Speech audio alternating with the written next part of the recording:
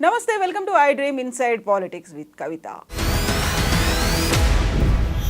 తెలంగాణలో హైదరాబాద్లో పర్టికులర్గా హైడ్రా అనేటువంటి అస్త్రాన్ని ఎందుకు తీసుకొచ్చారు, ఎందుకని పర్టికులర్గా కాంగ్రెస్ మిత్రపక్షాలు కూడా దాన్ని వ్యతిరేకించే పరిస్థితి వచ్చింది? ఎవరినైనా స్పేర్ చేయము, సొంత పార్టీ వాళ్ళ మీదకైనా హైడ్రా అస్త్రాన్ని ప్రయోగిస్తామని కాంగ్రెస్ పార్టీ ప్రభుత్వం కూడా చెప్తున్నప్పటికి కూడా ఎందుకని దాన్ని కేవలం డైవర్షన్స్ కోసమే యూజ్ చేస్తున్నారనే ఆరోపణలు, వాదనలు నడుస్తున్నాయి. దీని గురించి మనం మాట్లాడుకోబోతున్నాం. మనతో పాటుగా ఉన్నారు పొలిటికల్ అనలిస్ట్ గంటా చక్రపాణి గారు. సార్ నమస్తే. నమస్తే కవిత గారు. సో హైడ్రాని కూనంనేని సాంబశివరావు గారు డ్రాగన్గా అభివర్ణిస్తున్నారు. ఒక్కొక్కరు దానికి ఒక్కొక్క పేరు పెట్టి అది ఒక డైవర్షన్ కోసం, లేకుంటే బెదిరింపులకు, భయపెట్టానికో వాడుతున్నారు అనేది యాక్చువల్గా ఎందుకు వచ్చింది సడన్గా హైడ్రా ఇప్పుడు తెర మీదకి? గుడ్, ఒక మంచి చర్చను లేవదీసినారు. అంటే ముందుగా మనం ఈ చర్చలోకి వెళ్ళే ముందు రేవంత్ రెడ్డిని నిజంగానే అభినందించాలి. ఎందుకంటే ఈ మహానగరాన్ని ఒక నరక కూపంగా మార్చేసినటువంటి ఆక్రమణదారులను నిజంగానే భయపెట్టినా, బెదిరించినా, ఇంకొకటి చేసినా తప్పేం లేదు, కూల్ చేసినా కూడా తప్పేం లేదు. ఎందుకంటే హైదరాబాద్ నిర్మాణమైంది, లేదా హైదరాబాద్కు ఉన్నటువంటి స్వభావమే సిటీ ఆఫ్ లేక్స్ అనేవాళ్ళు. కొన్ని 2500 చెరువుల, గొలుసుకట్టు చెరువుల సమాహారంలాగా హైదరాబాద్ ప్రతి అడుగున ఒక కొలను ఉండేటువంటిది. అడుగడుగున గుడి ఉంది అన్నట్టు హైదరాబాద్లో అడుగడుగున ఒక కొలను, అడుగడుగున ఒక చెరువు, అడుగడుగున ఒక కుంట ఉండి ఇది ఒకదానికొకటి లింక్డ్గా ఉన్నటువంటి ఒక సజీవ జలదృశ్యం హైదరాబాద్. అటువంటి దాన్ని ఒక మురికి కూపంగా మార్చడానికి ఈ చెరువుల దురాక్రమణ అనేటువంటిది కారణమైంది. దాని గురించి మనం తర్వాత చర్చిద్దాం. ఇది హైడ్రానా, లేకపోతే డ్రాగనా, లేకపోతే డైవర్షనా, లేకపోతే ఇంకొకట, ఇవన్నీ రాజకీయ లబ్ధి కోసం మాట్లాడుతున్నటువంటి మాటలు. నిజానికి హైడ్రా అనేది మొట్టమొదటిసారిగా విన్నప్పుడు నాకు మా intermediate 10th class 9th class రోజులు గుర్తొచ్చినాయి. హైడ్రా అనేది ఒక చిన్న జీవి. అవును, ఆ చిన్న జీవి కానీ అన్ని జీవుల కంటే అత్యంత విశిష్టత కలిగినటువంటి జీవి. అంటే కేవలం టెంటకిల్స్, కూరలు, ఒక ట్యూబ్ లాంటి ఒక చిన్న ఆకారంతో ఎటైనా వెళ్ళి దేన్నైనా చంపగలిగేటువంటి, దేన్నైనా కొట్టగలిగేటువంటి జీవి మొదటిది. రెండోది, ఇది చెరువులను ఆక్రమిస్తుంది, లేదా మంచినీటి కుంటలను ఆక్రమిస్తుంది, మంచినీటి చెనుమలలో ఉంటుంది.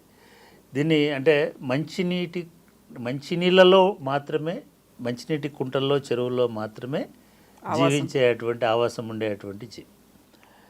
మూడవది, దీనికి పుట్టుక ఉంటుంది తప్ప చావు అనేది ఉండదు. పునరుత్పత్తి అనేది కూడా దాన్ని అదే చీల్చుకొని దాన్ని అదే ముక్కలు చేసుకొని ఇంకొక జీవిగా, అంటే మనకి పాతకాలంలో మన పురాణాలలో ఎట్లాగైతే ఒక తల పోతే ఇంకొక తల వచ్చి అతుక్కుంటుందో అట్లా బాడీలోంచి ఒక భాగం దిగిపోతే మళ్ళీ ఆ భాగానికి టెంటకిల్స్, ఆ భాగానికి నోరు, ఆ భాగానికి కళ్ళు, అట్లా ఉండేటువంటి ఒక విచిత్రమైన జీవి. బహుశా జీవులలో మరణము లేని జీవి ఏదైతే అది హైడ్రా. ఈ పేరు విన్నప్పుడు నిజంగానే ఇది భలే పెట్టినారు ఎవరో. దాని పెద్ద అది అబ్జర్వేషన్ కూడా కలవదు, అంటే పర్ఫెక్ట్గా మ్యాచ్ ఏం కాదు. బట్ కావాల్సుకునే వాళ్ళు హైడ్రా అనేటువంటి పేరుని చూస్ చేసుకున్నారు.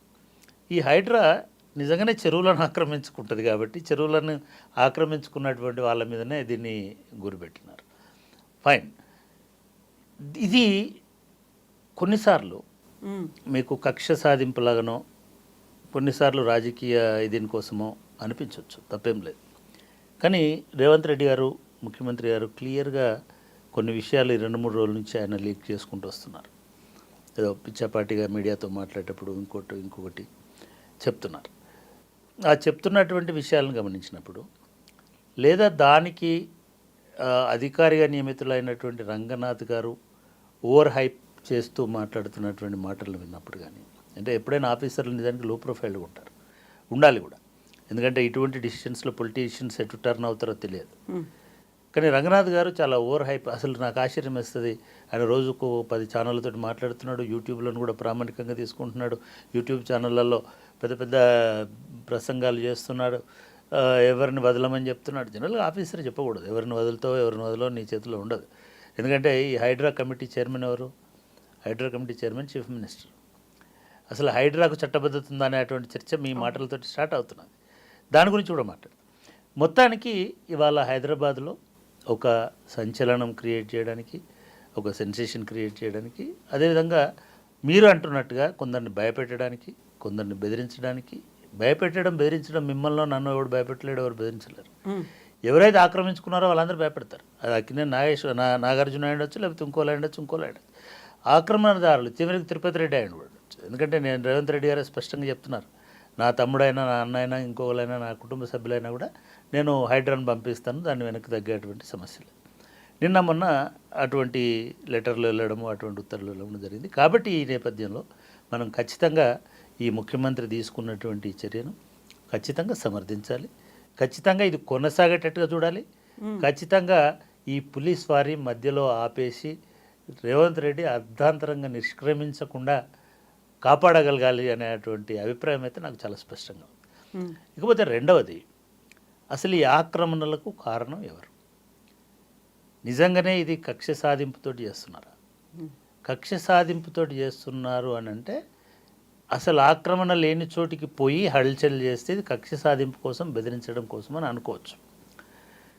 అక్కినేని నాగార్జున గారు తన ఇన్కన్వెన్షన్ సెంటర్ని చెరువులో కట్టినాడు అనేటువంటిది గతంలోనే ఎస్టాబ్లిష్ అయినటువంటి వాస్తవం. దాంట్లో 2.5 ఎకరాలు 2 ఎకరాలు చెరువు శిఖం భూమి ఉంది, ఎఫ్టీఎల్లో ఉంది అని గతంలో ఇచ్చినటువంటి నివేదికలు, మ్యాపులు చూస్తే మనకు అర్థమవుతుంది. సరే, దాని మీద కోర్టు కేసు ఉందా, కోర్టు ఏమన్నా దాన్ని స్టే ఇచ్చిందా అని అంటే అది కోర్టులకు ఉన్నటువంటి అంశం. ఇప్పుడు మనం కూల్చేసి కూడా 3 రోజులు అయింది, 4 రోజులు అయింది, కోర్టులు ఏం జోక్యం చేసుకోవు. ఇప్పుడు ఇంకా అయిపోయింది, దాన్ని నిలమట్టం చేసినారు. అయితే ఇది న్యాయము అన్యాయము ఎంతవరకు అనే చర్చలోకి పోకపోతే ఇది ఒక భయాన్ని అయితే క్రియేట్ చేసింది. నాగార్జున లాంటి వాళ్ళనే కొట్టేసినారు అనేటువంటి భయం అయితే ఇవాళ ఆక్రమణదారులందరిలో కలిగింది. అన్యాపదేశంగా రంగనాథ్ గారు కూడా అదే చెప్తున్నారు, మేము భయం క్రియేట్ చేస్తాం, భయంతో అవగాహన వస్తుంది. ఇది పోలీస్ నైజం. పోలీసులకు ఉండేటువంటి ఏంటంటే ఒక ఎన్కౌంటర్ చేస్తాం, ఎన్కౌంటర్ తోటి ఒక భయం వస్తుంది. భయం వస్తే ఎవరు నక్సలైట్లకు అన్నం పెట్టరు, సో దాంతో సెటరేట్ అయిపోతుంది. అట్లాగే సారా బట్టీలు కాల్చే వాళ్ళను వెళ్ళి వాళ్ళను ఒకసారి ధ్వంసం చేసి అందరిని పీడే యాక్ట్ పెట్టేసి ఇంకొకటి చేసేస్తే భయం వస్తుంది. భయం అంటే నేను అంటున్నా, భయంలోంచి మాత్రమే న్యాయం రాదు, అవగాహనతో కూడా న్యాయం వస్తుంది, చట్ట పరిధిలో పనిచేయడం వల్ల కూడా న్యాయం వస్తుంది.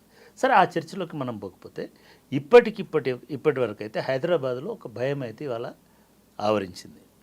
హైడ్రా అనేది ఎట్లాగైతే హైడ్రాకున్న ఇంకొక లక్షణం ఏంటంటే అది ఎటైనా పోతుంది, ఎటు అయినా పోగలిగే ఒకే జీవి హైడ్రా.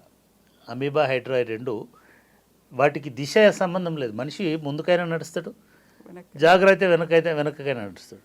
ఇటు సైడ్కి ఈ యాంగిల్లో నడవడం అనేది 360 అది సాధ్యం కాదు. హైడ్రా 360 డిగ్రీస్లో ఏ యాంగిల్లోనైనా నడవగలుగుతుంది. అంటే అది వెనకకైనా రాగలుగుతుంది, ముందుకైనా పోగలుగుతుంది. కాబట్టి ఇది ఒకంతకైతే ఇప్పటి వరకు ఉన్నటువంటి దీంట్లో ఇది మంచిది. కానీ 3-4 అంశాలు ప్రధానంగా బయటకు వస్తున్నాయి. ఒకటి, దీనికి ఉన్న చట్టబద్ధత ఏమిటి అంటే నిజంగానైతే ఇప్పుడున్నటువంటి దాంట్లో హైడ్రా కొత్తది అనుకుంటున్నారు. హైడ్రా కొత్తది కాదు. హైడ్రా పోలీస్ అనుకుంటున్నారు. హైడ్రా పోలీస్ కాదు, మున్సిపల్ యాక్ట్, జిహెచ్ఎంసీ యాక్ట్. అది కూడా నాట్ ఆల్ మున్సిపాలిటీస్కి జనరల్ యాక్ట్ కాదు. అది greater Hyderabad municipal MCH act ఒరిజినల్గా, municipal corporation of Hyderabad act. ఆ తర్వాత జిహెచ్ఎంసీ యాక్ట్ అయిన తర్వాత జిహెచ్ఎంసీ యాక్ట్లో ఎన్ఫోర్స్మెంట్ అండ్ విజిలెన్స్ సెల్ అనేటువంటిది ఒకటి ఉంది. Hyderabad municipal corporation enforcement and vigilance cell. ఈ ఎన్ఫోర్స్మెంట్ విజిలెన్స్ సెల్ అనేది మున్సిపల్ అడ్మినిస్ట్రేషన్లో పని భాగం. కాకపోతే దీనిలో ఎన్ఫోర్స్మెంట్ విజిలెన్స్ అని అంటే పోలీస్ కావాలి కాబట్టి అందులో పోలీసులను తీసుకొని చేస్తుండేవాళ్ళు. గతంలో కూడా చాలామంది పోలీసు డిఎస్పీ స్థాయి అధికారులు, ఎస్పీ స్థాయి అధికారులు, సిఐల స్థాయి అధికారులు ఆ ఎన్ఫోర్స్మెంట్లో ఉంటారు. ప్రతి మున్సిపల్ అడ్మినిస్ట్రేషన్లో ఉంటారు. ఈవెన్ జిహెచ్ఎంసీ తర్వాత ఉన్నది ఏంటి హెచ్ఎండిఏ. హెచ్ఎండిఏలో కూడా అటువంటి ఒక సెల్ ఉంటుంది. దాని కూడా ఒక డిఎస్పీ స్థాయి అధికారి, దాన్ని కూడా ఇన్ఛార్జ్గా ఉంటాడు. అటువంటిది చట్టబద్ధంగా మున్సిపల్ యాక్ట్ ప్రకారం ఏర్పడినటువంటి బాడీ. దాన్నే పేరు మార్చినారు. ఆ ఎన్ఫోర్స్మెంట్ సెల్లే, విజిలెన్స్ అండ్ ఎన్ఫోర్స్మెంట్ సెల్లే ఇప్పుడు హైడ్రా లాగా దానికి పేరు మార్చిన తప్ప. కాబట్టి దీనికి చట్టబద్ధత ఉందని అనుకోవాలి డెఫినెట్గా. కానీ ఇంతకంటే మెరుగైనటువంటి వ్యవస్థను ఏర్పాటు చేసి ఉండొచ్చు కదా. రెండవ వాదన ఏమనిపిస్తుందంటే, ఈ యాక్ట్ వచ్చి 30 సంవత్సరాలు 40 సంవత్సరాలు అవుతుంది. హైడ్రా ఇప్పుడే ఎందుకు నిద్రలేచింది? హైడ్రా ఇప్పుడే ఎందుకు వచ్చింది? నేను ఏమంటున్నానంటే, ఈ 30 ఏళ్ళు నిద్రపోయినందుకు బాధపడాలా? ఇప్పుడు వచ్చినందుకు మనకి ఇప్పుడు కష్టం, నిద్రపోయి నష్టం వచ్చినందుకు అవుతోంది. నిందించాలా? సరే, నిద్ర అయితే లేచింది కదా, ఇది మంచిదే కదా. కాబట్టి దానికి కూడా ఆ వాదన కూడా పసలేదు. ఇప్పుడు ఎందుకు నిద్ర లేచినారు, ఇప్పుడే ఎందుకు వచ్చి మొదలు పెట్టినారంటే, ఎప్పుడో ఒకసారి మొదలు పెట్టాలి కాబట్టి ఇప్పుడు మొదలు పెట్టారు. ఈ హైడ్రా ఇప్పుడు హఠాత్తుగా నిద్ర లేచి ఈ 30 సంవత్సరాల నుంచి ఇచ్చుకుంటూ వచ్చినటువంటి పర్మిషన్లన్నింటినీ రద్దు చేసి, ఈ 30 సంవత్సరాల నుంచి ఇచ్చినటువంటి అనుమతులు, కన్స్ట్రక్షన్స్, నిర్మాణాలు, కరెంటు కనెక్షన్లు, వాటర్ కనెక్షన్లు ఇచ్చిన తర్వాత ఇప్పుడు పోయి దాడులు చేయడం వలన ఇది రాజ్యాంగ సంక్షోభం. పెద్ద మాటనే కావచ్చు, కానీ న్యాయ వివాదం అనుకుందాం. న్యాయ వివాదం కూడా రాజ్యాంగం నుంచే వస్తుంది. ఒక మనిషికి ఉండే హక్కులను హరించి వేసేటువంటి హక్కు ఈ హైడ్రాకు ఉంటుంది. అక్కడ మాత్రం ఉండదు అనేటువంటి విషయాన్ని చెప్పగదప్ప.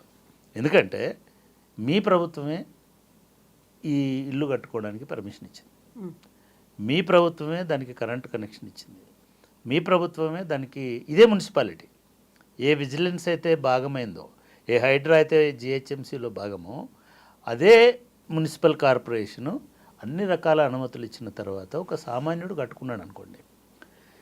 మీరు గండిపేటలో గొలగొట్టినటువంటి చూసినా, శాస్త్రీపురం అని ఎక్కడో గొలగొట్టినవి చూసినా, లేకపోతే ఫిలిం నగర్ దగ్గర ఎక్కడో, ఫిలిం నగర్ కాదు, నానక్రామ్గూడలో కూలగొట్టిన, ఇవి ఏవి కూడా కమర్షియల్ కాదు, మనుషులు నివాసం ఏర్పాటు చేసుకున్నటువంటివి. ఈ నివాసం ఎందుకు ఏర్పాటు చేసుకున్నారు? వాళ్ళకి చెరువు అని తెలియదా, వాళ్ళు ఆక్రమణ అని తెలియదా అని చాలామంది మాట్లాడుతున్నారు.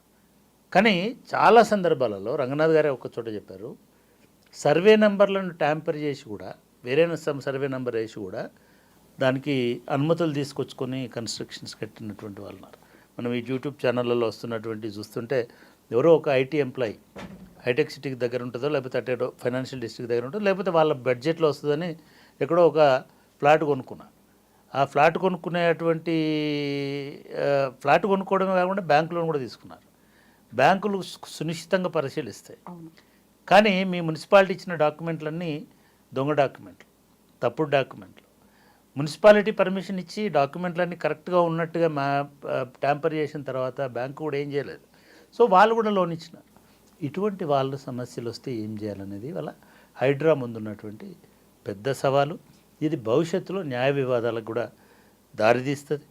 ఇవాళ న్యాయస్థానాలు కూడా ఎట్లున్నాయంటే, వ్యక్తి ప్రయోజనం ఇంపార్టెంట్ రాష్ట్ర ప్రయోజనం కంటే, సమాజ ప్రయోజనం కంటే. ఎందుకంటే లా ఇట్ సెల్ఫ్ వ్యక్తి ప్రయోజనమే ముఖ్యమని చెప్తుంది, వ్యక్తిని కాపాడాలని చెప్తుంది.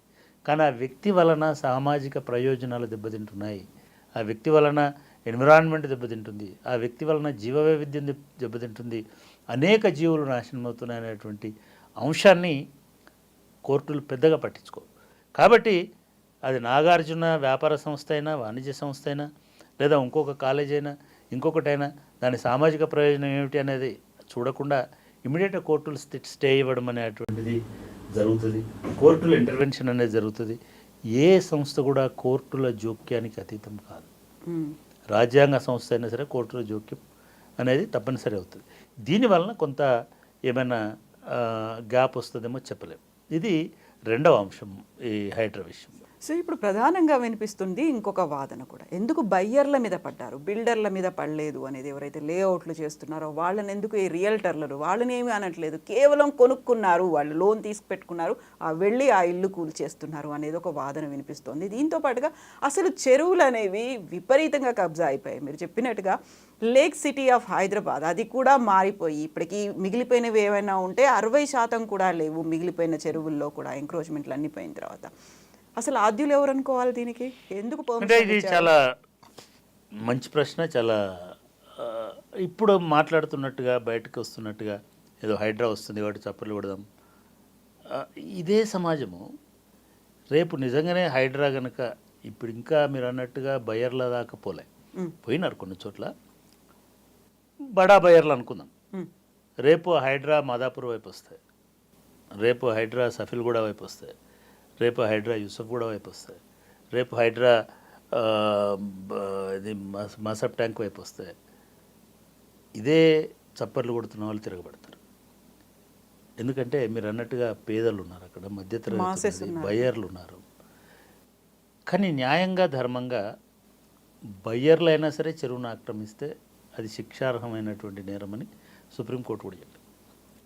వాళ్ళకు నోటీసులు ఇవ్వాల్సిన అవసరం లేదని కూడా చెప్పింది. ఉమ్, కొనేటప్పుడే ఈ విజ్ఞత ఉండాలని చెప్పింది. కానీ హైదరాబాదు ఏది కూడా లేఅవుట్ తోటి వచ్చినటువంటి ఆక్యుపెన్సీ కాదు ఇది. వితౌట్ లేఅవుట్స్ మున్సిపల్ ఆఫీసర్స్ కుమ్మక్కైపోయి బిల్డర్లు, చిన్న చితక బిల్డర్లు ఉండొచ్చు, మెగా బిల్డర్లు ఉండొచ్చు, బడా బిల్డర్లు ఉండొచ్చు, వాళ్ళు అమ్ముకున్నారు, వెళ్ళిపోయినారు. బిల్డర్ బాధ్యత ఆక్యుపెన్సీ సర్టిఫికేట్ వచ్చేదాకానే ఉంటుంది. కొనుక్కున్నవాడి బాధ్యతనే జీవితకాలం ఉంటుంది. Um, home is not for builder, home is for buyer. Buyer నివసిస్తాడు కాబట్టి బయ్యర్ బాధ్యతనే. ఇది నిర్దాక్షిణ్యమైనటువంటి నిజం. ఉమ్, కాబట్టి కొనేటప్పుడే జాగ్రత్త పడి ఉండాల్సిందే అనేటువంటిది మొదటి వాదన. రెండవ వాదన హౌసింగ్ రైట్స్లో మళ్ళీ నేను కొనుక్కున్నాను, ఈ గవర్నమెంట్ సర్టిఫై చేసింది, ఈ బ్యాంకు లోన్ ఇచ్చింది, నేను బాధ్యున్నట్లు అవుతా. అప్పుడు ఎవరైతారు బాధ్యులు? బిల్డర్ కాదు, దానికి పర్మిషన్ ఇచ్చినటువంటి మున్సిపల్ ఆఫీసర్ అవుతాడు, సర్వేయర్ అవుతాడు, టౌన్ ప్లానింగ్ ఆఫీసర్ అవుతాడు, టౌన్ ప్లానింగ్ సూపర్వైజర్ అవుతాడు, టౌన్ ప్లానింగ్ ఎవరైతే చీఫ్ టౌన్ ప్లానర్ ఎవరు ఉన్నారో ఆయన అవుతాడు. చివరిగా ఎవరు అవుతారు? ప్రభుత్వం బాధ్యత వహిస్తారు. ఉమ్, అంటే రేవంత్ రెడ్డి పులి మీద స్వారీ చేస్తారు అని నేను ఒక ట్వీట్ చేస్తే చాలామంది చాలా రకాల రియాక్ట్ అయినారు. ఈ పులి ఏమిటంటే ఉమ్, పులి హైడ్రా కాదు, పులి ప్రభుత్వమే.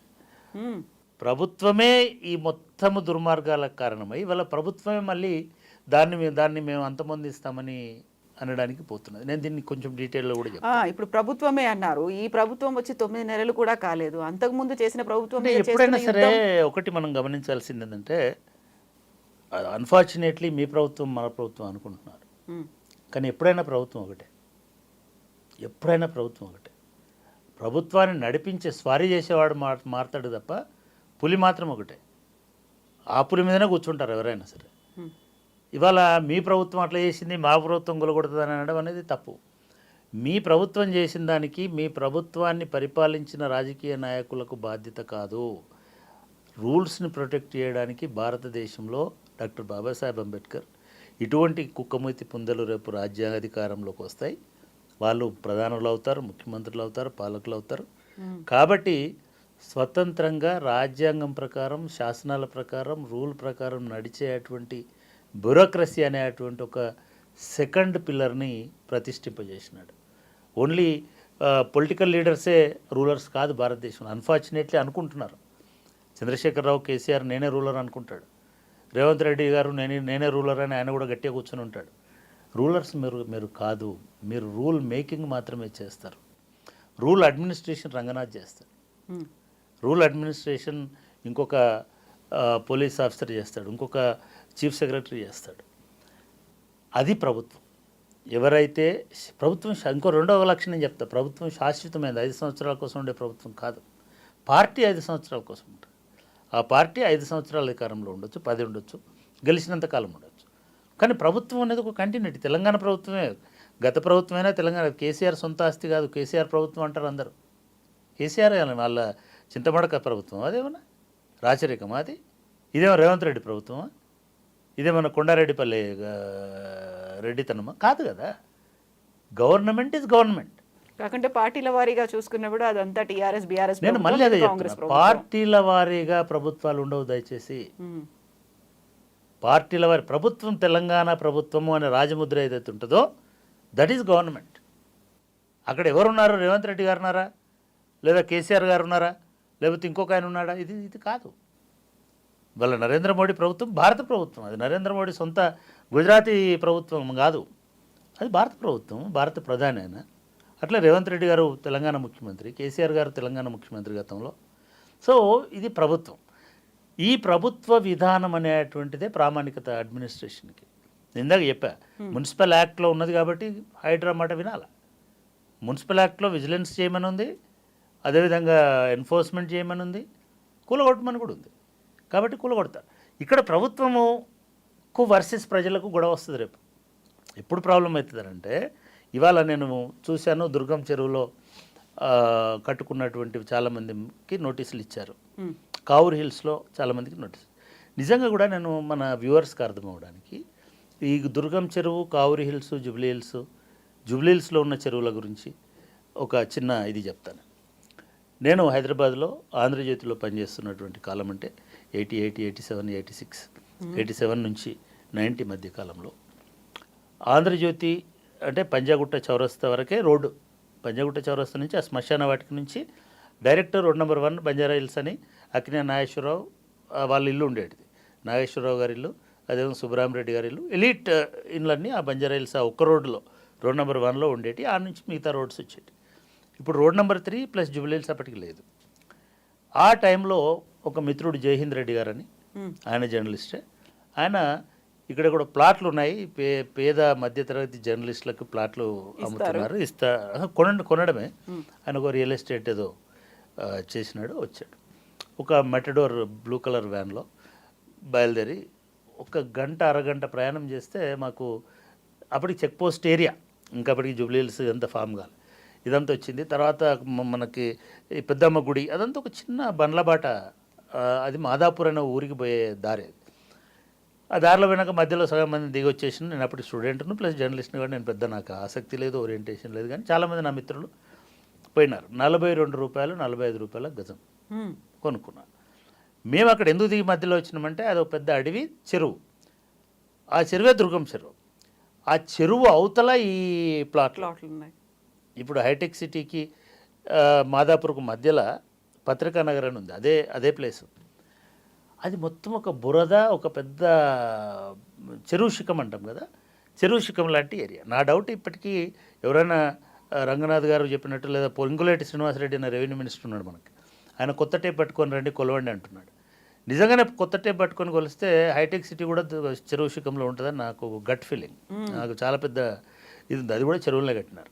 ఎందుకంటే అదంతా దుర్గం చెరువుకు సంబంధించి. మీరు సింపుల్గా అండి, నేను ఆ కాలంలో చూసిన చెరువు అది. నేను చెప్తుంది 40 సంవత్సరాల కింద, 30 సంవత్సరాలు 32 సంవత్సరాల కింద 1994లో మా యూనివర్సిటీ కరెక్ట్ దుర్గం చెరువు దగ్గర షిఫ్ట్ అయింది. అక్కడ మా యూనివర్సిటీకి 52 ఎకరాల స్థలం ఇచ్చినారు. మేము అక్కడికి వచ్చేటప్పటికి దారి లేదు. మా వైస్ ఛాన్సలర్ గారు ప్రొఫెసర్ బషీరుద్దీన్ గారు ఆయనకున్న గుడ్ ఆఫీసెస్ పంచి పేరును ఉపయోగించుకొని ఆయనే రోడ్ నెంబర్ 46 అనే రోడ్ని వేసి వచ్చినాం. మొత్తము అడవి, కొండలు, చెరువు. అది తప్ప వేరే ఇల్లు, నివాసము, గుడిసె ఏది కనబడలే మాకు. అప్పటి చెరువు యొక్క విస్తీర్ణము 156 ఎకరాలు, 165 ఎకరాలు దుర్గం చెరువు విస్తీర్ణం. ఆ దుర్గం చెరువు ఒక బ్యూటిఫుల్ న్యాచురల్ లేక్, సహజ సిద్ధమైన చెరువు. ఆ చెరువుకు మత్తడి, తూములు ఇవన్నీ. అది నెక్స్ట్ డౌన్లోకి పోతే మల్కం చెరువు అని మనకి ఇప్పుడు గచ్చిబౌలి ఏరియాలో ఒక చెరువు ఉంటుంది. అది న్యాచురల్గా ఈ మత్తడి దుంకి లేదా ఈ తూముల ద్వారా నీళ్ళు పోయి మల్కం చెరువు. ఈ మల్కం చెరువు ఇంకొక నానకరామగూడలో ఇంకొక చెరువు ఉంటుంది.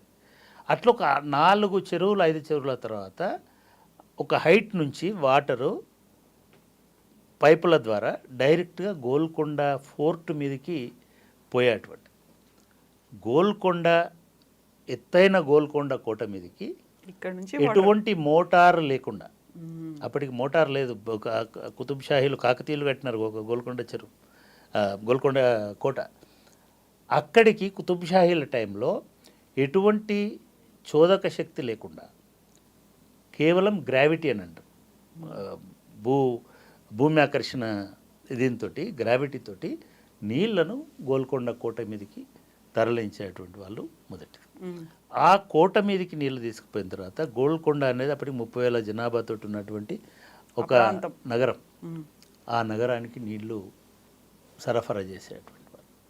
ఇదే దుర్గం చెరువు నుంచి కాలువల ద్వారా, ఇదే మల్కం చెరువు నుంచి కాలువల ద్వారా మీరు ఇప్పటికీ కూడా ఈ టోలీ చౌకీ ఏరియాలో చూడొచ్చు, మంచినీటి కాలువ అని రాసి ఉంటుంది. ఆ నాలాస్ అని అంటున్నారు ఇప్పుడు. అసలు హైదరాబాద్ మొత్తము కాలువల ద్వారా నీళ్ళు వస్తే తాగేటువంటి నగరంలాగా నిర్మించినారు. ఇది 1960s, 70s దాకా ఈ కాలువల్లో నీళ్లు ప్రవహించినాయి. ఎప్పుడైతే GHMC Hyderabad municipal corporation of Hyderabad MCh అనేది ఏర్పడింది. ఎంసీహెచ్లో కూడా కాలువల నిర్వహణ విభాగం ఉండేది. కాలువల ద్వారానే నీళ్లు తోడుకునేటువంటిది అప్ టు ఇవి రాకముందుకు ఈ ఓల్డ్ ఏరియాని చెరువుల ద్వారా కాలువల ద్వారా నీళ్లు తాగేటువంటి ఇది హైదరాబాద్కు ఉన్నటువంటి బ్యూటీ. ఇదే దుర్గం చెరువు నేను ఇందాక చెప్పినట్టుగా మేము 94లో అంబేద్కర్ ఓపెన్ యూనివర్సిటీ షిఫ్ట్ అయింది. ఒక 10 సంవత్సరాలు మేము గమనిస్తూనే ఉన్నాం. అసలు మా యూనివర్సిటీకి రావాలంటే ఏమీ దారిలేనటువంటి పరిస్థితులు వచ్చినాం. అక్కడికి స్లోగా మాదాపూర్ అనేది ఎక్స్పాండ్ అయింది. నిజంగా కూడా మనము ఈ చెరువుల ఆక్రమణకి మీరు ఇందాక అన్నట్టుగా రాజకీయ పార్టీలను నాయకులను దోషులుగా నిలబెట్టాలనుకుంటే నేను చంద్రబాబు నాయుడుని దోషిగా నిలబెడతాను. అది హైటెక్ సిటీ కావచ్చు, మాదాపూర్, ఇవన్నీ ప్లాన్ లేనటువంటి విస్తరణలు. ఇంకోటి కూడా గమనించి ఇవన్నిటిని కూడా చెరువుల చుట్టుపక్కలనే మొదలుపెట్టినారు. ఎందుకు మొదలుపెట్టినారంటే చెరువుల చుట్టే ఖాళీ స్థలాలు ఉంటాయి, ప్రభుత్వ స్థలాలు ఉంటాయి. నిజంగానే ప్రభుత్వాలు కనుక ఒక హైటెక్ సిటీనో లేకపోతే ఒక ఇండస్ట్రియల్ కారిడార్నో లేకపోతే ఒక పారిశ్రామిక కేంద్రాన్నో లేదా ఒక మార్కెట్నో ఏదైనా డెవలప్ చేయాలని అనుకుంటే భూసేకరణ చేయాల్సి ఉంటుంది. కానీ హైదరాబాద్లో ఏం జరిగిందంటే ఎక్కడైతే ఖాళీ స్థలాలు ఉన్నాయో అక్కడ డెవలప్ చేసుకుంటూ పోయినారు. అట్లా ఈ దుర్గం చెరువు పైన ఖాళీ స్థలం ఉంది కాబట్టి అక్కడ ఒక హైటెక్ సిటీ అనే ఒక చిన్న బిల్డింగ్, దానికి వాళ్ళు ఉన్న టెక్నాలజీలో హైటెక్ సిటీ పెద్ద నగరం కాదు, చిన్న బిల్డింగ్ కట్టినారు. ఆ బిల్డింగ్ కట్టి దానిలో ఒక 5,000 మంది పనిచేస్తారు లేదా 10,000 మంది పనిచేస్తారు ఇవన్నీ అని చెప్పారు. కానీ ఏం జరిగింది? ఇమ్మీడియట్గా ఆ చెరువు చుట్టూ కబ్జాలు స్టార్ట్ అయినాయి. చెరువు చుట్టూ బిల్డర్లు వచ్చినారు మీరు చెప్పినట్టు. ఇవాళ నేను వింటే ఆశ్చర్యపోతున్నాను. నేను ఒక నెక్టర్ వ్యాలీ అని ఒక విల్లాస్ ప్రాజెక్ట్ వచ్చింది. దాని తర్వాత ఇంకొక 10 రకాల బిల్డర్లు వచ్చినారు, 50 రకాల అపార్ట్మెంట్లు టవర్లు కట్టినారు. ఇది మొత్తము చెరువును పూర్తిగా ఒక గుర్రపు డెక్క ఆకు ఎట్లాగైతే విస్తరించుకుంటూ ఆక్రమించుకుంటూ పోతుందో ఆ పద్ధతిలో ఇవాళ 165 ఎకరాల 60 ఎకరాల చెరువులో 62 ఎకరాలు మిగిలింది. 100 ఎకరాలు ఇవాళ కబ్జా జరిగి ఉన్నాయి. ఈ కబ్జాలో ఇవాళ జిహెచ్ఎంసీ చెప్తుంది ఇనార్బిట్ మాల్ వచ్చింది, ఒక పెద్ద హ్యూజ్ మాల్. అది మొత్తం ఆ చెరువులోనే ఉందండి, చెరువు శిఖంలోనే ఫుల్ ట్యాంక్ లెవెల్లో ఉందని చెప్తున్నారు. కేబుల్ బ్రిడ్జ్ వచ్చింది, రోడ్లు వచ్చినాయి, ప్రైవేట్ ప్రాపర్టీస్ వచ్చినాయి.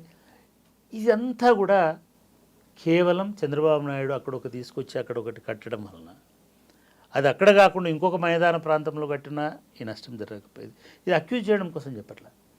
నేను ఇంకో ఇన్సిడెంట్ కూడా చెప్తాను. 99లోనో 2009లోనో 10లో రాజశేఖర రెడ్డి గారి కంటే ముందు చంద్రబాబు నాయుడు గారు ఉన్నటువంటి టైంలో విజయరామారావు గారు అని ఒక మినిస్టర్ ఉండేవారు. ఆయన సిబిఐ డైరెక్టర్గా పనిచేసి వచ్చినాడు. ఖైరతాబాద్ నుంచి ఎమ్మెల్యేగా చేసినాడు. ఆయన మినిస్టర్ మున్సిపల్ అడ్మినిస్ట్రేషన్. ఆయన హయాంలో ఆ టైంలో విపరీతంగా వర్షాలు పడినాయి. దుర్గం చెరువు ఫుల్ నిండిపోయింది. 3 రోజులు వర్షాలు పడినాయి. మేము 3వ రోజు యూనివర్సిటీకి వస్తే అంతా నీళ్ళతో మునిగిపోయింది. మా యూనివర్సిటీ పెద్ద కొండ మీద హైయెస్ట్ ప్లేస్లో ఉంటుంది కాబట్టి మాకు పెద్ద ఎఫెక్ట్ పడలే. కానీ ఆల్మోస్ట్ మా ల్యాండ్ అంతా కూడా మునిగిపోయింది. మేము చూస్తే అప్పుడే కడుతున్నటువంటి కొన్ని ఇల్లులు ఫస్ట్ ఫ్లోర్ వరకు మునిగిపోయాయి. అంటే ఇళ్ళల్లోకి నీళ్ళు వచ్చినాయా, చెరువుల్లోకి ఇళ్ళు వచ్చినాయా? చెరువు తన సహజ పరిమాణంతో విస్తరించుకుంటూ వచ్చింది. ట్రస్ట్ మీ, ఒక 500 ఇళ్ళను ఐడెంటిఫై చేసిన మేము గుట్ట మీద నిలబడి ఇది మునిగింది, అది మునిగింది, ఇది మునిగింది. 500 ఇళ్ళు చెరువులనే కట్టినారు. 500 ఇళ్ళు చెరువులే కట్టినారు. ఏం చేసినారో తెలుసా? అది ఇంకా వర్షాలు పడుతున్నాయి. రాత్రి 1 గంట కావాలనుకుంటే ఎవరైనా సరే రికార్డ్స్ వెరిఫై చేయొచ్చు. రాత్రి 1 గంటకు మున్సిపల్ మినిస్టర్ ఆదేశంతో వెళ్ళి దుర్గం చెరువు మత్తడిని ఒక లేయర్ తీసేసినారు. మత్తడి అంటే బండ్ ఉంటుంది కదా, ఆ బండ్ని ఒక లేయర్ తొలగించిన.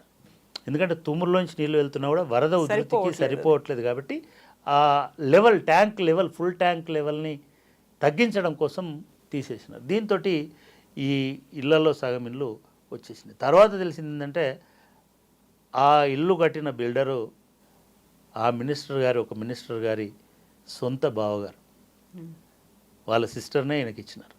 అంటే నెక్సెస్ ఎట్లా ఉంటుందంటే ఈ బిల్డర్కు ఈ మినిస్టర్కి సంబంధం ఉంది, ఇది మత్తడి ఇట్లే ఉండడం వలన ట్యాంక్ పరిమాణం అనేది నిర్ధారణ అవుతుంది.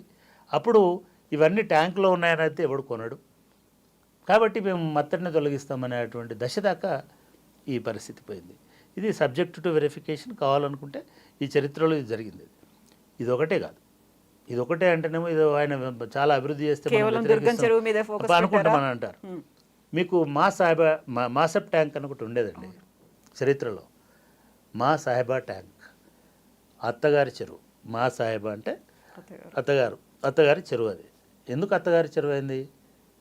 నిజాం గారి అత్తగారు ఆ చెరువుని తవ్వించి ఇచ్చారు ప్రజల కోసం, అక్కడ కింద ఉన్నటువంటి ప్రాంతం వాళ్ళ కోసం. ఆ చెరువు ఒక బ్యూటిఫుల్ చెరువు. ఎక్కడుంటుందంటే బంజారా హిల్స్ పర్వత స్థానుల్లో కురిచినటువంటి, నేను కావాలనే వాడుతున్నా, బంజారా హిల్స్ పర్వతాల, ఎస్ హిల్స్ అంటే అవే కదా, ఆ పర్వత సానువుల్లో కురిచినటువంటి వర్షం వరద అంతా వచ్చి ఆ కింది ప్రాంతంలో ఉన్న మల్లేపల్లి అవతల ప్రాంతంలో ఉన్న వాటి ఇదవుతుంది. కాబట్టి ఒక బ్యూటిఫుల్ చెరువును కట్టినారు, ఒక కట్ట కట్టినారు. చెరువు అట్లా ఒక కట్ట కట్టారు. ఎక్కడ కట్టారు? మాసప్ ట్యాంక్ అంటున్నాం కదా, మాసప్ ట్యాంక్ పాలిటెక్నిక్ ఉంటుంది ఇప్పుడు. అక్కడి నుంచి మెహదీపట్నం ఎన్ఎండిసి బిల్డింగ్ కనబడుతుంది కదా మనకు, అక్కడి వరకు ఒక కట్ట కట్టి, జస్ట్ ఒక కట్ట కడితే ఒక బ్యూటిఫుల్ చెరువు అయింది. అది ఇది ఎప్పటి వరకు ఉండే? నేను ఇందాక చెప్తున్నటువంటి స్టోరీ వరకు కూడా అక్కడ చెరువే ఉండే. ఆ చెరువు నుంచే బయట, మీరు కూడా బాల్యంలో ఆ చెరువులోకి ఈత కొట్టేయడానికి చాలామంది పోయేవాళ్ళు, చెరువు చూడడానికి కూడా చాలామంది. శ్రీమాన్ చంద్రబాబు నాయుడు గారు దాన్ని చాచా నెహ్రూ పార్క్, అంతకుముందే వచ్చింది బహుశా, పాపం ఆయన అనడానికి కూడా లేదు, బహుశా బ్రహ్మానంద రెడ్డి గారు లేకపోతే విజయభాస్కర్ రెడ్డి గారి టైంలోనూ ఆ చెరువును పూడ్చి పార్క్ చేసినారు. అసలు దీనంత దారుణము ఇంకేదైనా ఉంటుందండి? చెరువులను పూడ్చేసి ట్రాక్టర్లతో లారీలతో మట్టి తెచ్చి చెరువు అంతా నింపేసి ఆడ పార్క్ చేసి, దానికి చాచా నెహ్రూ పార్క్ అని పెట్టి, దానిలో క్రికెట్ స్టేడియం కట్టి, దానిలో టెన్నిస్ స్టేడియం కట్టి, దానిలో ఫుట్బాల్ అసలు స్టేడియాలు ఎక్కడ కట్టాలి? పార్కులు ఎక్కడ నిర్మించాలి? ఇది నేను చెప్తున్నాను, ఇది వాళ్ళని బ్లేమ్ చేయడానికి కాదు. చాచా నెహ్రూ పార్క్ అట్లనే వచ్చింది, కృష్ణకాంత్ పార్క్ అని వచ్చింది, బహుశా మీ ఎరకలో కూడా. కానీ అది డంప్ యార్డ్ని మార్చారు అనేది. అది చెరువు అండి, చెరువులు డంప్ యార్డ్లని వాస్తవము. సింపుల్గా చెప్తున్నా, మా సాహెబ్ ట్యాంక్ అంటే ఏంటిది? చెరువా డంప్ యార్డా?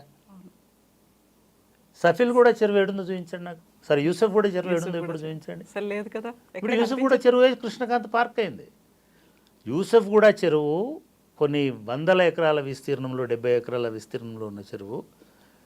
దానిలో డంప్ యార్డ్ చేసినారు. చెరువులలో ఇప్పుడు అన్ఫార్చునేట్ ఏంటంటే కుంటలు చెరువులనే చెత్త పడేస్తారు. చెత్త పడేసినంత మాత్రం అది చెత్త కాదు. నువ్వు చెత్త పడేయకుండా చూసుకో. డంప్ యార్డ్ ఎక్కడ ఉంటుంది? డంపింగ్ ఉండదు. సో అదొక చెరువు. ఆ చెరువు మొత్తాన్ని పూర్తి చేసినారు, డంప్ చేసినారు, చెత్త డంప్ చేసినారు, మట్టి డంప్ చేసినారు, దాన్ని లెవెల్ చేసినారు. అంటే మీరు చూడండి, ఒక ఎకో సిస్టమ్ని ఎట్లా డ్యామేజ్ చేసింది. గవర్నమెంటే చేసింది, మున్సిపల్ కార్పొరేషన్ చేసింది. ఇట్లా అది యూసఫ్ కూడా చెరువు ఉండొచ్చు. సఫిల్ కూడా అని ఒక పెద్ద చెరువు, 150 ఎకరాల చెరువు, దాన్ని నడిమి చెరువు అనేవాళ్ళు. సఫిల్ కూడా అనేది మల్కాజ్గిరి ఆ ప్రాంతంలో ఉంటుంది. దానిపైన రామకృష్ణపూర్ అని ఒకటి ఉంటుంది. రామకృష్ణపూర్లో ఒక చెరువు ఉంటుంది. అది కూడా గొలుసు కట్టు. హైదరాబాద్లో అన్ని బ్యూటిఫుల్ గొలుసు కట్టు చెరువులు అండి. ఏది దేనికి అది ఇండిపెండెంట్ కాదు. ఒక చెరువు ఉందంటే దానికి పైన ఒకటి, దాని కింద ఒకటి, దాని తర్వాత ఒకటి ఉంటుంది. అందుకే దాన్ని నడిమి చెరువు అనేవారు. చాలా పెద్ద చెరువు, 50 ఎకరాలు. ఇప్పుడే 50 ఎకరాల చెరువు. అది బ్యూటిఫుల్ ఉంటుంది. మీరు గూగుల్లో చూస్తే కూడా ఒక త్రిభుజాకారం లాగా మెరుస్తుంటుంది ఆ చెరువు. దాన్ని అక్కడి నుంచి తీసుకొచ్చి రామకృష్ణపూర్ చెరువుని అది మూసేసి దీన్ని యూసఫ్ కూడా పార్క్ చేసేసినారు, సఫిల్ కూడా పార్క్ చేసినారు. మీరు ఇప్పుడు సఫిల్ కూడా పోతే పెద్ద గేట్లు పెట్టినారు. గేట్లు పెట్టి లోపలంతా పార్కు, మధ్యలో ఒక చిన్న కొలను. అరే ఇది ఎక్కడి? మీరు ఆ సఫిల్ కూడా నుంచి రామకృష్ణ మన అటువైపు పోతుంటే, పైకి వెళ్తుంటే పెద్ద వాల్ ఉంటుంది. ఆ చెరువు కట్ట, అది నిజాం గారి టైంలో కట్టినటువంటి కట్ట. అట్లా మీరాలం చెరువు అయిండొచ్చు, ఇంకోటి అయిండొచ్చు. ఇట్లా కొన్ని వేల చెరువుల నుంచి ఇవాళ ఒక 500 చెరువులు, 600 చెరువులు, ఆ 900 చెరువులలో కూడా 60% ఆక్యుపై చేసినటువంటి చెరువులని తీసుకొచ్చి, ఇదంతా కూడా 85-90 తర్వాత హైదరాబాద్ గ్రోత్ని కనుక మీరు పరిశీలిస్తే 91 నుంచి లేదా 85 తర్వాత నుంచి ఎన్టీ రామారావు గారు రెండోసారి అధికారంలోకి వచ్చిన తర్వాత నుంచి వలసలు అనేటిది విపరీతంగా పెరగడం వలన వచ్చిన వాళ్ళకి గృహ వసతి లేకపోవడం వలన వచ్చిన వాళ్ళందరూ ఈ చెరువు శిఖాల మీద భూములు, ఎందుకంటే అదొకటే ప్రైవేట్ గవర్నమెంట్ ల్యాండ్, ఆ ల్యాండ్స్లో స్థిర నివాసాలు ఏర్పాటు చేసుకొని అక్కడే స్థిరపడిపోయి ఉండడం వల్ల దాని తర్వాత బిల్డర్లు వచ్చి అక్కడ మల్టిపుల్ టవర్స్ కట్టడం వల్ల లేక్ వ్యూ అపార్ట్మెంట్లనే వచ్చిన తర్వాత మీకు చాలా మంచిగా గుర్తు చేసినారు. రేడియోలో మీరు డ్రైవ్ చేసుకుంటూ వెళ్తున్నప్పుడు సిటీలో రివర్ వ్యూనా అదెక్కడ అని ఒక అడ్వర్టైజ్మెంట్ వస్తుంది. అవును, మీరు సిటీలో నమ్మవని తెలుసు, అయినా కూడా సిటీలో రివర్ వ్యూ అంటే మూసీ వ్యూ అండి, గోదావరి వ్యూ కృష్ణ వ్యూ కాదు. మీరు మూసీ చుట్టూ ఇప్పుడు రేవంత్ రెడ్డి ఒక్క కాలంలో నిజంగానే ఆయన హైడ్రాతోటి ఫైట్ చేస్తుండు. హైడ్రా గురించి ఇంకొక స్టోరీ కూడా ఉంది. ఈ గ్రీక్ ఈ ఈ పురాణాలలో గ్రీకుల జానపద కథలలో ఒక వీరుడిని వింత తలలున్న సముద్రజీవి ఇది చేస్తుంటుంది, దాంతో ఫైట్ చేస్తాడండి. మీరు కృష్ణుడికి వచ్చేసరికి కూడా కృష్ణుడు కాళింది నదిలో దీంతో అనేక తలలున్న పాముతోటి యుద్ధం చేస్తాడు. చివరికి ఆ పాము మీద డాన్స్ చేస్తాడు. ఇట్లాంటి స్టోరీ ఏదో చెప్తుంటారు. అంటే కాళీయమర్దనము అనుకున్నప్పుడు అంటే నిజంగానే ఇది కాళీయమర్దనమే రేవంత్ రెడ్డి చేస్తున్నది. అన్ని తలలు ఉన్నటువంటి పాము ఏం చేస్తుందో తెలియదు. అటువంటి పనిని ఇప్పుడు రేవంత్ రెడ్డి చేస్తున్నాడు. నిజంగానే ఇవాళ రేవంత్ రెడ్డి పేరు శాశ్వతంగా ఎట్లాగైతే ఇప్పుడు గొలుసుకట్టల చెరువుల గురించి మనకి నిజాం కుతుబ్షాహీలు, నిజాం కూడా కాదు, కుతుబ్షాహీల పేరు నుంచి ఎట్లాగైతే చెరువులను ఈ హైదరాబాద్కి ఎట్లాగైతే వచ్చినాయో, కాకతీయులు అనగానే మనకు చెరువులు ఎట్లా గుర్తొస్తున్నాయో, అంటే కాకతీయులు కూడా ఇదే పద్ధతిలో ఈ దక్కన్ పీఠభూమిలో అన్ని చెరువులను నిర్మించి వ్యవసాయానికి ఎట్లాగైతే చేసినారో, ఈ హైదరాబాదును పునరుద్ధరించడానికి నిజంగానే కనుక రేవంత్ రెడ్డి ఒక్కడుగు కూడా వెనక్కి వేయకుండా మొత్తం చెరువులను వాటి ఒరిజినల్ మ్యాప్స్ ప్రకారం నేను పునఃప్రతిష్ఠిస్తా అని అంటే ఆయన చెప్పినట్టు 10 సంవత్సరాలు నేనే అని ఆయన చెప్తుంటాడు కదా, అది అప్పుడు నిజమవుతుంది. లేకపోతే ఎందుకంటే ఇవాళ ఆయన టచ్ చేస్తున్నది ఈ నేను ఇందాక చెప్పినటువంటి దుర్గం చెరువులో 100 ఎకరాలను ఆక్రమించినటువంటి వేల మంది బడా భూస్వాములు, దానిలో మీ అన్న తిరుపతి రెడ్డి గారు కూడా ఉన్నారని చెప్తున్నారు. నెక్టర్ వ్యాలీ ఒక్కొక్క విల్లా ఇవాళ 25-30 కోట్ల రూపాయలు ఉన్నటువంటి విల్లా ఉన్నది. అట్లా కొన్ని వందల విల్లాలున్నాయి నెక్టర్ వ్యాలీలో. దాని చుట్టుపక్కల ఉన్నటువంటి అపార్ట్మెంట్లు అన్నీ కూడా 85-90s తర్వాత వలస వచ్చినటువంటి పెద్ద పెద్ద పారిశ్రామికవేత్తలు, సినిమా వాళ్ళు, జడ్జీలు, నేను మళ్ళీ చెప్తున్నాను న్యాయమూర్తులు అక్కడ ఇళ్ళు కట్టుకొని ఉన్నారు లేదా అక్కడ నివాసం ఉంటున్నారు. వీళ్ళందరూ వదిలిపెడతారు అని నేను అనుకోవడం లేదు. డెఫినెట్గా మళ్ళీ కోర్టే జోక్యం చేసుకునే అవకాశం ఉంటుంది. ఎందుకంటే ప్రజల హక్కులు పోతున్నాయి కాబట్టి, లేదా వాళ్ళు 30 ఏళ్ళ నుంచి ఉన్నారు కాబట్టి. అంటే 30 ఏళ్ళ నుంచి నువ్వు ఆక్యుపై చేసుకుంటే అది నీదే అని చెప్పే ఒక నీతి మన దేశంలో ఉంటుంది కాబట్టి, మరి వీళ్ళందరూ రేవంత్ రెడ్డిని ఇట్లనే నిలబడినిస్తారా, ఇట్లనే సవారీ చేయనిస్తారా, ఇట్లనే పాతుకొనిస్తారా అనేటువంటిది ఒక పెద్ద సవాల్ అయితే మనం చూడబోతాం. ఆయన నిలబడి ఉంటే, లేదు ఆయననే రాజీ పడిపోయావు, లేకపోతే ఆయనకి కోర్టు ద్వారా ఒక ఉపశమనం వచ్చి ఉంటే అప్పుడు ఇంకొకటి ఇంప్రూవ్ అవుతుంది. అంటే ఇదంతా కేవలం జన్వాడ ఫామ్ హౌస్లో కేసీఆర్ని ఇరుకుని పెట్టాలి కాబట్టి, కేటీఆర్ని ఇరుకుని పెట్టాలి కాబట్టి, జన్వాడ ఫామ్ హౌస్లో డ్రోన్ పంపించినందుకు ఆయన అరెస్ట్ చేసి జైల్లో పెట్టినారు కాబట్టి, దానికి ప్రతీకారంగా జన్వాడ ఫామ్ హౌస్ని ఊలగొట్టాలి కాబట్టి ఇదంతా ఒక డ్రామా మొదలుపెట్టినాడని ఇప్పుడు ఎవరైతే ఈ ఛానళ్ళలో అక్కడిక్కడ మాట్లాడుతున్నారో అదే నిజమయ్యేటువంటి ప్రమాదం కూడా ఉంటుంది. కానీ ఇప్పటి వరకు రేవంత్ రెడ్డి గారు 2-3 చాలా ఇండికేషన్స్ అయితే ఏమి ఇస్తున్నారంటే తన పార్టీలో ఉన్నటువంటి అందరి ఫామ్ హౌస్లను కూలగొడతా అని చెప్తున్నాడు. తన ఇంట్లో ఉన్నటువంటి అందరి ఇండ్లను కూడా నేను అవి కనుక అక్రమ నిర్మాణాలు అయితే నేను వదలను, నేనే దగ్గరుండి వాటిని తొలగిస్తా అని చెప్తున్నాను. అట్లా అనుకున్నట్టుగా నిన్న ఆల్రెడీ వాళ్ళ బ్రదర్ ఇంటికి కూడా నోటీస్ ఇచ్చినారు అనేటువంటిది కూడా 54-55 సర్వే నెంబర్లో హౌస్ నెంబర్ అక్కడ వాళ్ళకు కూడా నోటీసులు ఇచ్చినారని చెప్తున్నారు. ఇది జరగాలి. నేను ఒకటే చూడాలనుకుంటున్నాను. నేను రిటైర్ అయినాను కానీ ఆ దుర్గం చెరువు ఆ గుట్ట మీద నిలబడి దానికి విచిత్రం, ఆ దుర్గం చెరువుని ఒక పర్యాటక కేంద్రం చేసేసిన. ఈ చెరువులు అన్ని పార్కులు న్యాచురల్ పర్యాటక కేంద్రం చేయడం పక్కన పెట్టండి.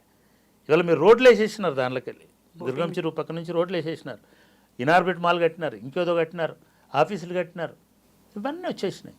ఇవన్నీ క్లియర్ కావాలి. ఇవన్నీ క్లియర్గా అయ్యి మళ్ళీ ఒక అందమైన జలాశయం లాగా, మీకు చాలామందికి తెలుసు ఈ నగరానికి ఫౌండేషన్ స్టోన్ వేసినప్పుడు కులి ఒక ప్రార్థన చేస్తాడు అల్లాకి. ఈ నగరం, హైదరాబాద్ నగరం అనేది ఒక చెరువులాగా కలకలలాడాలి. ఈ చెరువులో అనేక జాతుల చేప పిల్లలు, అనేక రకాల చేప పిల్లలు సహజీవనం చేయాలి, బతకాలి.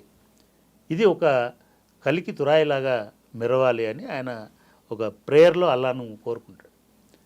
అటువంటి నగరం మళ్ళీ మనం ఈ చెరువులన్నీ క్లీన్ అయిపోయి, ఇక్కడ ఆక్రమణలన్నీ తొలగిపోయి, ఒరిజినల్ హద్దులు ఎట్లాగైతే మొన్న ఎన్ కన్వెన్షన్ని ఒక 5 నిమిషాలలో కూలగొట్టినారు, ఒక 5 సంవత్సరాలు పడుతుంది. ఒక షెడ్యూల్ పెట్టుకోండి, హైడ్రాకి ఒక చట్టబద్ధత ఇవ్వండి, చట్టబద్ధత ఉంది, దాని పరిధి ఎక్స్పాండ్ చేయండి, 111 జీవోని కూడా దానిలో తీసుకురండి పరిధిలోకి. ఇవి మీరు చెప్తున్నారు కదా ఇప్పుడు మొత్తము ఔటర్ రింగ్ రోడ్డు పరిధి చేస్తున్నామని జిహెచ్ఎంసీకి. ఈ ఔటర్ రింగ్ రోడ్డు పరిధి మొత్తము లోపల పరిధి, ఔటర్ రింగ్ రోడ్డు లోపల ఉన్నటువంటి అన్ని గ్రామాలు, అన్ని మున్సిపాలిటీలు, అదేవిధంగా మున్సిపల్ కార్పొరేషను, ఇవన్నిటినీ హైడ్రా పరిధిలోకి తీసుకురావాలనేది మొదటిది. హైడ్రా 1955, 1955, 54, 52 ఎప్పటి మ్యాప్ ఉంటే అప్పటి మ్యాప్ దగ్గర పెట్టుకోవాలి. దగ్గర పెట్టుకొని సెటిలైట్ ఇమేజెస్ తీసుకొని మార్క్ చేయాలి. ఇది రెండవది. మూడవది, ఈ మార్క్ చేసిన అన్నింటినీ ఇల్లీగల్ కన్స్ట్రక్షన్స్కి డిక్లేర్ చేయాలి. మీరు అవసరం అనుకుంటే అసెంబ్లీలో ఒక చట్టం తీసుకురండి ఇల్లీగల్ కన్స్ట్రక్షన్స్ని తొలగించడానికి. అప్పుడే కోర్టు కూడా మిమ్మల్ని ఏమనడానికి అవకాశం ఉండదు. ఇది అండి. దీంట్లో ఎస్ఎఫ్టీ వైజ్గా కొందరికి పరిహారం ఇవ్వండి, కొందరికి శిక్ష వేయండి, కొందరికి ప్రత్యామ్నాయం చూపించండి, కొందరు అధికారులని ఐడెంటిఫై చేయండి. ఏ అధికారి ఎప్పుడెప్పుడు ఈ పర్మిషన్లు ఎందుకు ఇచ్చినారు, ఇవన్నీ చేయండి. ఇది మూడవది. నాలుగవది, దీనిలో పేదవాళ్ళని ప్రొటెక్ట్ చేయండి, వాళ్ళని షిఫ్ట్ చేయండి, రిహాబిలిటేషన్ చేయండి. దీని పాటలో రిహాబిలిటీ ఆర్ఆర్ ప్యాకేజ్ కూడా తీసుకురండి, నష్టమేం లేదు. తీసుకొచ్చేసి పేదవాళ్ళకి 200 గజాల లోపు మీరు చెప్తున్నారు కదా, ఇప్పుడు 100 గజాలు అయితే ఫ్రీ, 50 గజాలు అయితే ఫ్రీ, ఇవన్నీ చేసి మొత్తానికి చిన్న మధ్య తరగతి వాళ్ళు ఎవరైతే 1000 సేఫ్టీలో కొనుక్కున్నటువంటి వాడు ఉంటాడు, ఒక ఫ్లాట్ కొనుక్కున్న వాళ్ళు ఉంటారు, అటువంటి వాళ్ళని రిలోకేట్ చేయండి, లేకపోతే వాళ్ళకి ఇది చేయండి. ఎవరైతే పెద్దవాళ్ళు ఉన్నారో వాళ్ళ మీద చర్య తీసుకోండి. ఎవరైతే టవర్లు కట్టినారో, ఎవరైతే అక్కడ బిల్డర్లు పెద్ద ఇవి కట్టి కోట్ల రూపాయలు వాళ్ళందరినీ బ్లాక్ లిస్ట్ చేయండి, వాళ్ళందరి దగ్గర నుంచి వసూలు చేయండి, వాళ్ళందరితోటి కంపెన్సేషన్ ఇప్పించండి, ఒక ఫండ్ డెవలప్ చేయండి. ఇది నాలుగవ సూచన. ఇకపోతే ఇది చేస్తే ఈ పద్ధతిలో కనుక అన్ని చెరువులను మీరు మార్క్ చేయండి, అన్ని చెరువులను క్లీన్ చేయండి, అన్ని చెరువులను మీరు పూర్తి స్థాయిలో చేయండి. రెండవది, 111 జీవోను కూడా మీరు 111 జీవో ఎత్తేస్తా అనే పాత ముచ్చట చెప్పకండి. 111 జీవో ఈ చెరువులను, సరస్సులను కాపాడడానికే 111 జీవోను పెట్టినారు. ఆ 111లో ఉన్నటువంటి అన్ని రకాల కబ్జాలని, మనకున్న 2 హిమాయత్ సాగర్, అదేవిధంగా ఉస్మాన్ సాగర్, ఈ 2 పూర్తి కబ్జా అయ్యాయి. వాటిని కూడా మీరు క్లీన్ చేయండి, దాని చుట్టుపక్కల ఉన్నటువంటి. సో ఇట్లా చేస్తే రేవంత్ రెడ్డి నిజంగానే చిరస్థాయిగా ఉన్నటువంటి వాడు అవుతాడు. నిజంగానే శాశ్వతంగా ఎట్లాగైతే మిగతా పేర్లను మనం చెప్పుకుంటున్నాం ఈ నగర నిర్మాణానికి, అభివృద్ధికి దోహదపడినారని, అటువంటి ఒక శాశ్వత కీర్తిని రేవంత్ రెడ్డి పొందుతాడని నేను భావిస్తాను. భగవద్గీత స్ఫూర్తితోనే అక్రమ కట్టడాల కూల్చివేత చేస్తున్నారు. ఇప్పుడు మీరు చెప్పిన దాన్ని బట్టి చూస్తే ఇప్పుడు అక్రమ కట్టడాలు లేకుంటే కబ్జాలు అనేది ఈ మధ్య కాలంలో కాదు, 30, 40, 50 ఇయర్స్ బ్యాక్ వెళ్ళాలి అనుకుంటే హైదరాబాద్ సగం ఆక్యుపై అయిపోయింది కదా. అప్పుడు కూల్చివేతలు మొదలు పెడితే ఇప్పుడు 1 కోటికి పైగా ఉన్న జనాభా, ఇన్ని లక్షల ఇళ్ళు ఉన్నాయి అనుకున్నప్పుడు ఇన్ని లక్షల ఇళ్లలో సగమైన నేలమట్టం అయిపోతాయి కదా. కావాలి కూడా కదా. ఇప్పుడు ఆయన పెట్టిన యజ్ఞం, ఆయన తలపెట్టిన యజ్ఞం అట్లాంటిది. ఇదంతా కూడా రాజకీయ నాయకులు ఏం చేస్తారంటే, కేసీఆర్ గారు కూడా ఇట్లనే చేసినారు, మనం అది కూడా చెప్పుకోవాలి. కేసీఆర్ అధికారంలోకి వచ్చిన తర్వాత కూడా మనం క్లీన్ చేస్తాం, చెరువులను తీసేస్తాం, ఆక్రమణలు తీసేస్తాం, నాగార్జునతోటి కూడా మొదలైంది అక్కడే. సరే, తర్వాత రాజీపడ్డారా? ఎస్, డెఫినెట్గా రాజీపడ్డారు. కోర్టు వల్ల రాజీపడ్డారా లేదా కోర్టుల వల్ల రాజీపడ్డారా, ఇవన్నీ మనకు సంబంధం లేని విషయాలు. బట్ రాజీపడ్డది వాస్తవం. ఈ రాజీ పడడం అనేది ఒక అక్కడనే ఆగలే. ఇదే ఎన్ కన్వెన్షన్ ఆనుకొని ఒక కొన్ని వేల ఇండ్లు ఆ ప్రాంతంలో అక్రమంగా వెలిసినటువంటి ఇండ్లు ఉన్నాయి. దాన్ని ఏదో అంటారు, దాన్ని కూడా కూలగొట్టుకుంటూ పోయినారు. ఇదంతా కూడా ఒక వివాదపద స్థలం, యజమాని లేని స్థలం. హైదరాబాద్లో చాలా స్థలాలు గవర్నమెంట్ స్థలాలు, యజమానులు లేని స్థలాలు. సర్ఫే ఖాస్ల భూములు. సర్ఫే ఖాస్ అనేది పూర్తిగా నిజాంకు ఉండేటువంటి అధికారం ఉండేటువంటి భూమి. అటువంటి భూములలో ఇంకేదో భూములలో ఏవో ఏవో అయ్యప్ప సొసైటీ, ఇంకో సొసైటీ, గురుకుల ట్రస్ట్ భూములు ఇవన్నీ వచ్చేసినాయి. ఒక ట్రస్ట్కు 1000 ఎకరాలు 100 ఎకరాల భూములు ఆ భూములన్నింటినీ అందరూ ఆక్యుపై చేసుకున్నారు. విచిత్రం ఏంటంటే అలా అప్పటి ముఖ్యమంత్రి రాజశేఖర రెడ్డి గారి సోదరుడు వివేకానంద రెడ్డి కూడా దానిలో ఒక ఎకరంలో ఇల్లు కట్టుకున్నాడు. చాలామందికి అక్కడ ఇల్లులు ఉన్నాయి. నిజంగానే కేసీఆర్ కూడా ఇట్లాంటి బుల్డోజర్ రాజ్యాన్ని తీసుకురావాలని ప్రయత్నం చేసినాడు. ఇప్పుడు ఎట్లయితే రేవంత్ రెడ్డి గారు హైడ్రా పేరుతో ఒక బుల్డోజర్ రాజ్యాన్ని తీసుకొస్తున్నారో మంచిగా అనుకుందాం, సంభవం యుగే యుగే. ఆయన కూడా అనుకున్నాడు కేసీఆర్ కూడా, నేను కూడా భగవద్గీతనే స్ఫూర్తి, నాకు కూడా అదే శ్లోకము నాకు ఇది, ఇప్పుడు ఈ యుగానికి నేనే రక్షకుడిని అని అనుకొని పంపించినాడు. కానీ విపరీతమైనటువంటి ఒత్తిడి, కోర్టు జోక్యం, ఇమ్మీడియట్గా కోర్టులు దాన్ని ఆపేయమని ఆదేశించడం, ఈవెన్ నాగార్జునది కూడా ఆపేయమని ఆదేశించడం, తర్వాత వాళ్ళు మళ్ళీ ఏదో రాజీ పడిపోవడం, ఇవన్నీ జరగడం వలన చేయలేకపోయినారు. ఇవాళ మొదటి ముప్పు లేదా మొదటి ప్రమాదము లేదా మొదటి అడ్డంకి, ఇంకా మంచి భాషలో చెప్పాలంటే ఏదైనా ఉంటుంది రేవంత్ రెడ్డి గారి కంటే, లేదా మొదటి ఊరట అని కూడా అనుకోవచ్చు. లేకపోతే ఎందుకంటే ఆయన స్వారీ అంతే ఎంతకాలం చేస్తాడో చెప్పలేము. ఇప్పుడు ఊరట కావాలి. ఊరట కావాలంటే కోర్టు ఏమైనా ఊరట ఇచ్చేటువంటి అవకాశం ఇవాళ వాదనలు నడుస్తున్నాయి. ఇవాళ రేపట్లో మీరు ముట్టుకోవద్దు అని కనుక కోర్టు పొరపాటున చెప్తే, అది పొరపాటే అవుతుంది, పొరపాటున కోర్టు కనుక అట్లా చెప్తే రేవంత్ రెడ్డి గారు ఏం చేయలేరు. అప్పుడు మనం రేవంత్ రెడ్డి గారిని అనడానికి కూడా ఏముండదు, రాజకీయ కక్ష అనడానికి కూడా ఉండదు. ఎందుకంటే నేను పోతా అంటే కోర్టు అడ్డుకుంటుంది. సో ఆ కోర్టులు అటువంటి జోక్యం చేసుకునే అవకాశం ఉంటుంది. ఎందుకంటే అట్లా ఉండడం వల్లనే కదా ఇంత దూరం వచ్చింది. బిల్డర్లు ఏమి అమాయకంగా పోరు. బిల్డర్లు కడతారు, అక్కడ ఆర్డర్లు ఉన్నాయి, కాపీలు ఉన్నాయని చెప్తారు. ఎవరో పాపం పర్యావరణ పరిరక్షకుడో ఇంకోడో పోయి ఎవరో కడుతున్నారండి అని ఫిర్యాదు చేస్తాడు. ముందు స్టే ఇస్తారు, అది ముందు ఆపండి అంటారు. వీడు పోయి అన్ని కాయిదాలు ఉన్నాయి సార్ అని సబ్మిట్ చేస్తాడు. కోర్టు వచ్చి నిజ నిర్ధారణ కమిటీ కాదు కోర్టు ఎప్పుడైనా జడ్జిమెంట్ ఎవిడెన్స్ బేస్డ్గా ఇస్తుంటారు. ఈ ఎవిడెన్స్ ప్రొడ్యూస్ చేస్తుంది గవర్నమెంటే. గవర్నమెంట్ ఇచ్చిన ఎవిడెన్స్ని చూసి ఓకే మరి గవర్నమెంటే ఇచ్చింది కదా అంటారు. ఇప్పుడు మీరు దుర్గం చెరువులో ఉన్నటువంటి కావూరి హిల్స్ మా ముందట లేఅవుట్ అయింది, కాకతీయ హిల్స్ ఇంకొంచెం పైకి ఉంది. అది నేను అనుకోవడం అది ఇళ్ళకు రాదు. మీరు ఒకటి గుర్తుపెట్టుకోండి, బండ గుర్తు ప్రజలు వాళ్ళ కాలిబాటల కోసం వేసుకున్న రోడ్లు పర్యావరణ హితంగా వేసుకున్నారు. నేను ఇందాక చెప్పాను కదా, మేము హైదరాబాద్లో ఉద్యోగాలు చేస్తున్నటువంటి టైంలో జూబ్లీ హిల్స్ ప్రాంతం, అప్పటికి జూబ్లీ హిల్సే హౌసింగ్ సొసైటీ లేదు, ఆ ప్రాంతం నుంచి ఒక బండ్లబాట పెద్దమ్మ గుడిని టచ్ చేసి పెద్దమ్మ గుడి నుంచి మాదాపూర్కి వచ్చేటువంటి దారి ఉండేది.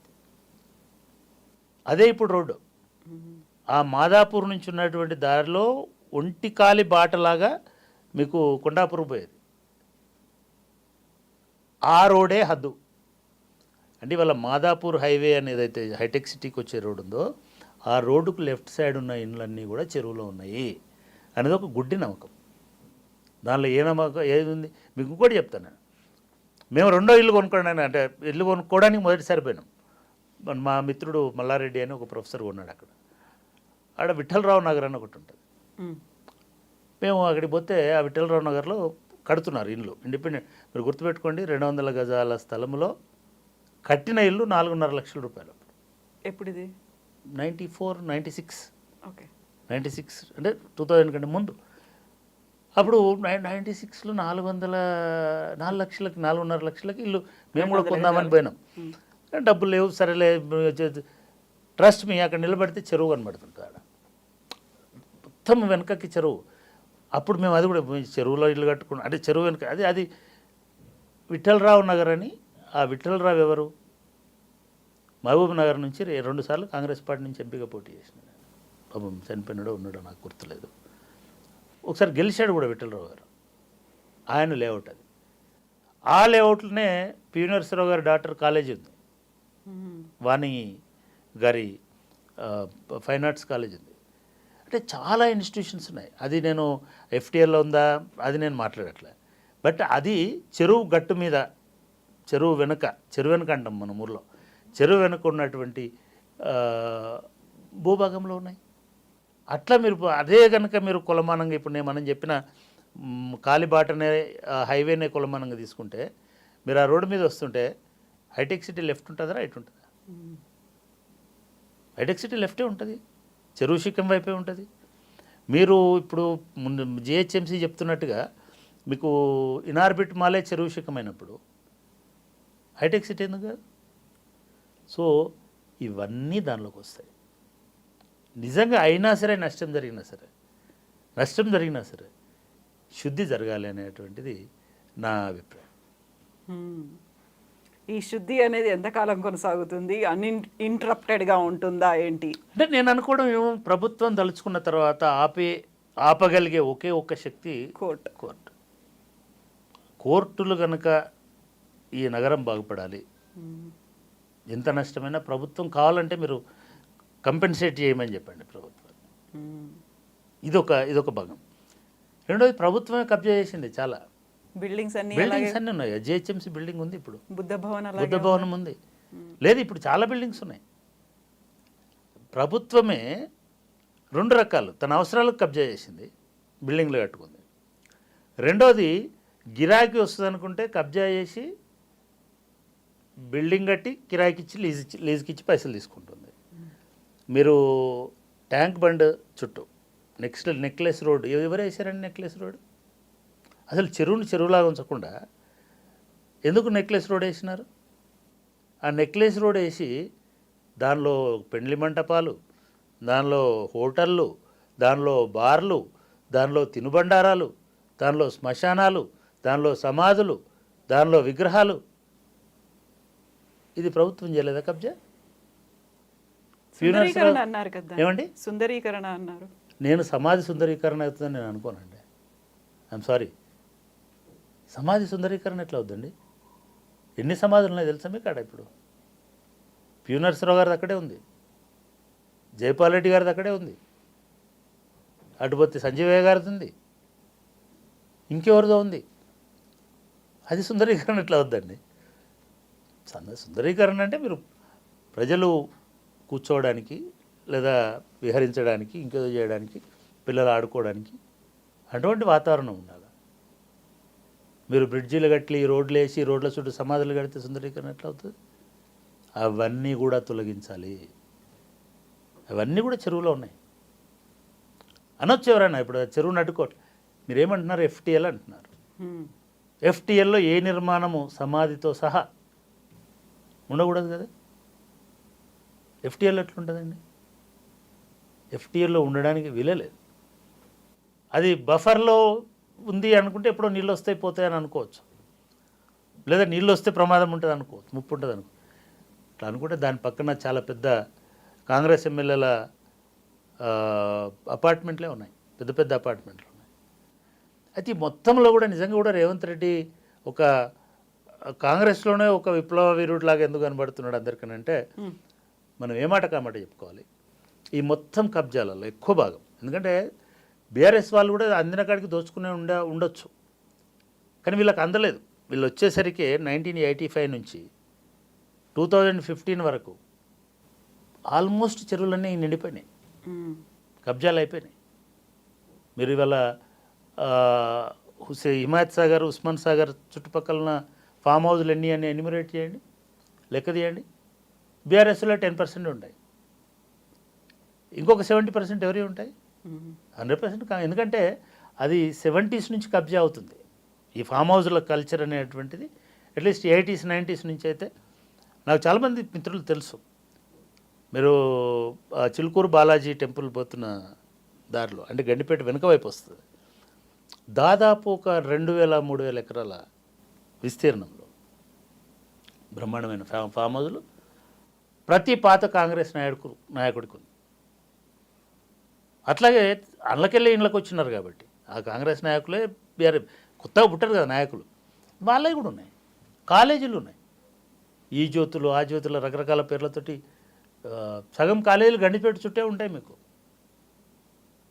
ఇటువైపున అటువైపు అయినా. ఇవన్నీ 111 జీవోలో ఉన్నాయి.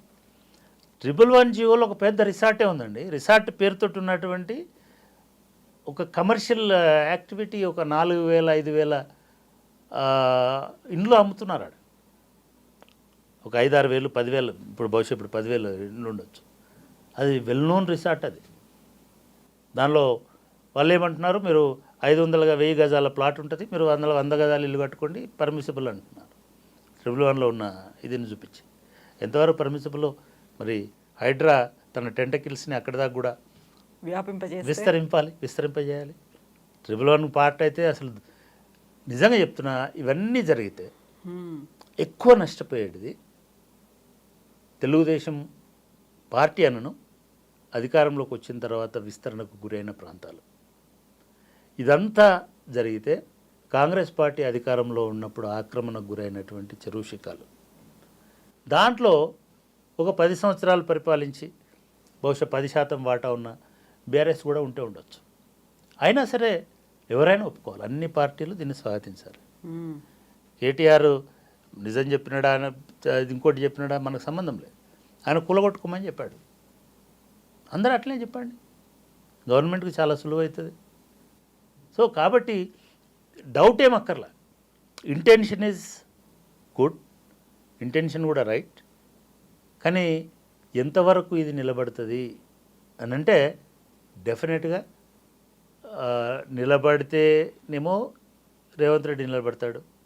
ఇది నిలబడకపోతే మాత్రం రేవంత్ రెడ్డి గారికి చెడ్డ పేరు వస్తుంది. ఎస్ చక్రపాణి గారు, థ్యాంక్ యూ సో మచ్ అండి. Thank you.